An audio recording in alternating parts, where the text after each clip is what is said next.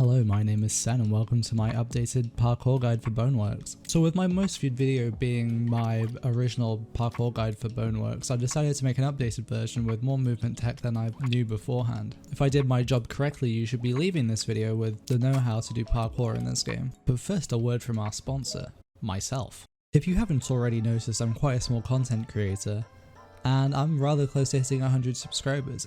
So if you enjoyed this video, consider subscribing. I have a lot of this kind of content on my channel. I'm planning on making a lot more. But anyway, back to the main video. So there's some basic fundamentals that you need to understand for movement in this game in general. Your legs matter a lot, the positioning of them. Height and timing is also a very important factor. I want to first touch on the 3 fundamental moves that you need to learn. That being vaulting, push vaulting, and also springboarding. We will start with the simplest, that being springboarding. Springboarding is performed by jumping onto an object and then jumping again off that object to get to a greater height. The timing on this is a bit finicky and it only works on certain objects. I'd recommend waist-high objects such as a concrete barrier to do this on. You want to jump about a second before you actually are going to hit the object, and then once you're above it, just jump again and you should get some extra height. You can also use this to chain into vaulting and push vaulting. Regular vaulting is the easiest move to do once you've figured this out. You just have to jump over some waist-high object, but you can move your arms and do stuff to make it look like you're actually vaulting over it. In reality, you're just jumping and lifting your legs over it.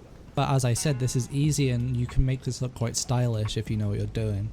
So you just need to run over some waist-high geometry and then jump, not at the same time as you would when you're vaulting, but so you make sure that you clear it. So I usually jump a bit later than I would if I was vaulting.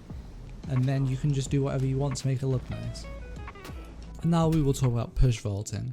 Push vaulting is similar to vaulting, except you use it to throw yourself over stuff rather than just jumping over it normally. You can use it after springboarding to get yourself over an object. You can also just use it to climb up things quite fast. Overall, if you're going to learn any of these moves, I would recommend push vaulting because it's the most useful mechanic. To do a push vault, you're going to want to push off of some geometry with your arms while holding your thumbstick down. Not clicking it, but moving it down like you're looking down an FPS game. Because Boneworks has something that they call virtual crouching, you can use the thumbstick to control the height of your legs.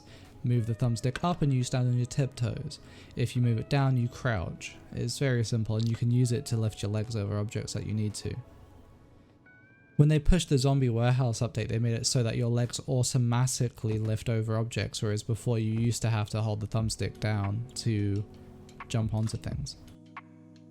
If you do all these things at once, you can really go through a level quite efficiently and stylishly. Now here's some clips of me using these mechanics to my advantage.